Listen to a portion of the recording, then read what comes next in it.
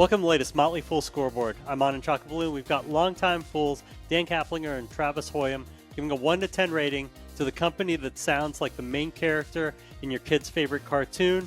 It's Lululemon, ticker symbol LULU. And yes, it was a made-up word. Let's talk about the business first, Dan. Factors like industry and competition. A 10 is invincible, a 1 is hopeless. So most people know Lululemon for their yoga pants. They are more broadly athletic apparel, footwear. They're kind of credited for being a prime mover in athleisure. I gave their business a 7. To me, it's their loyal customer base that's the key to their success. You're always going to need a kind of luxury-minded consumer to pay up for basic apparel items, and they've been able to get the markups that they need to keep their revenue growing, to keep high profit margins. They've been able to sustain that impressively, even through some controversial moments. That shows to me the ability of the business just to be resilient and to maintain longevity. That's why I gave it 7. Yeah, I give it a little bit lower rating at 6, but we have to look at they built the yoga pants business into kind of what it is today. So that's a huge success story. That's what it's been over the history of the business. But looking forward, I think they're in a much different position than they've been most of their history. You just even go back at the business, look at the business or a store today versus 10 years ago. They're adding shoes, they're adding more men's clothing, they're adding winter wear, they're adding all kinds of different stuff. There's all kinds of different ways you can grow beyond just yoga pants. But then you hit this wall where it's, okay, how far are we going to grow out? Are we going to be able to attract more customers? And then, by the way, there are other brands trying to attack us based on what we're doing really well. So Alo, I think, is going to be in the same athleisure, with apparel and shoes. So they're in a little bit of a weaker position. I think the dynamic to look at, and why I went a little bit lower, is do they keep that premium price point and that premium margin, potentially give up growth, or do they go after more growth and give up margin? And then do you kind of deteriorate the brand? You go through this period that Under Armour went through. I think Lululemon's in a little bit tougher position, I think, than we've kind of laid out here. But we'll see what happens over the next decade or so. If they deteriorate the brand, I might be out. Let's talk about management. Scale 1 to 10. 10 is Warren Buffett. 1 is Homer Simpson. Dan, I see you've rated it a 6. While Travis has a 7. Let's start with you, Dan.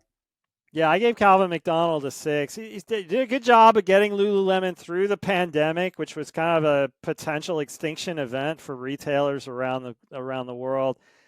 Hasn't really been anything very flashy about his work as a CEO. Maybe that's exactly what Lululemon needed after all the controversies that it had to overcome, some of the inappropriate statements that past leaders had made in the past. But I think Travis kind of set the stage for it. He's risking letting Lululemon and its brand get overshadowed by more savvy disruptors that are making better connections with younger consumers right now. That's why I'm giving it a 6.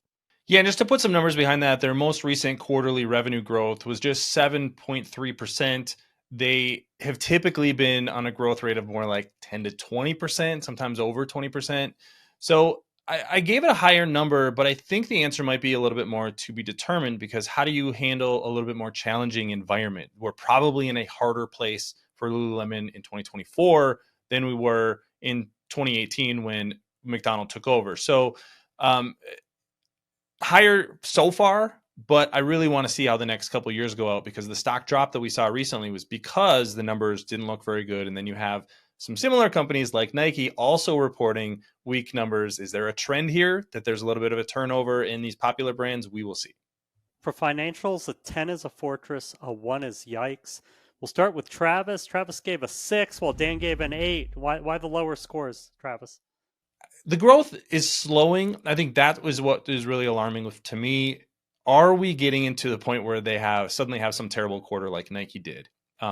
Is there some sort of strategic challenge here that we don't quite have unearthed yet? I think that's why I went a little bit lower. If you just look at their long-term revenue growth chart, it goes up exponentially, and then you hit the last year and it just kind of levels off. That is a little concerning to me. Yeah, it's funny you bring up Nike. I'm going to have comments about that later. I think that you take the longer-term view, you dismiss the short-term growth. If you can maintain long-term conviction, then you just look at the way that it's been able to bounce back from previous setbacks. That's why I gave it an 8. I like the fact they have net cash on the balance sheet as well. They have the security to make some mistakes and not necessarily jeopardize their long-term permanent position. Travis, let's talk valuation. How well will Lululemon stock do over the next 5 years, and how safe is it? Keep in mind, a 10 is a sure thing, 1 is a lottery ticket. I went kind of middle of the road, 5 to 10%, gave a safety of 5. And the reason is I think there is opportunity if, like Dana's saying, they get back to this growth trajectory that they've been on basically since they came public. That would be the bullish story. That's why, if you look at just an expected value calculation, it's possible that this company does 20+% returns for investors. But there's also a risk that we do see some of these downside things play out. You get multiple compression. You potentially even have negative revenue growth. That's where there is the potential for negative returns. So that's why, I'm kind of punting a little bit by taking that middle of the road, but that's why my safety is much lower. 5 to 10% for me, but at the upper end, and folks who watch the show know that's actually kind of bullish for me. I think the big decline has finally gotten it to a reasonable valuation. This is one of those stocks that you've looked at through the years, and it's always like, oh, I can't pay that multiple for it. Guess what? You can pay it now. I give it a safety score of 6 just because that decline, I think, has built a margin of safety. Doesn't mean the stock can't fall further from here, but I think that you are more likely than not to see gains coming from looking forward from here. Top it time. Travis, you like anything better than Lululemon in its space?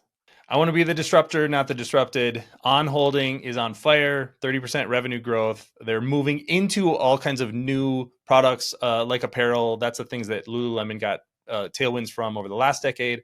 Next decade, that's going to be On that's getting those tailwinds. Get off my lawn, On. I think Nike is the way to go here. I thinking that Nike's been disrupted. It's never going to come back. Consumer brand strength is not something that erodes all in 1 year or in 2 years. Have confidence that management can bring companies, big companies like Nike, like Lululemon back. I've got good things in their future, I think, are coming. Both Nike and On have been interesting to me. I don't think I own either of them yet. Thanks to both Dan and to Travis. They've given Lululemon a surprisingly low overall score of 6.1 out of 10. That's lower than the 7.6 it scored in the past. Much of that is the motley nature of our panelist opinions. Again, Travis and Dan tend to be lower scoring. I'm not too worried about my position in Lululemon because I believe in the brand power. Now, if they start messing with their brand, as I said earlier, then that's a different issue. Look out for a new scoreboard every market day at 7 p.m. Eastern. Next up is the company behind Breckenridge, Vail, and Whistler. Till then, Fool on.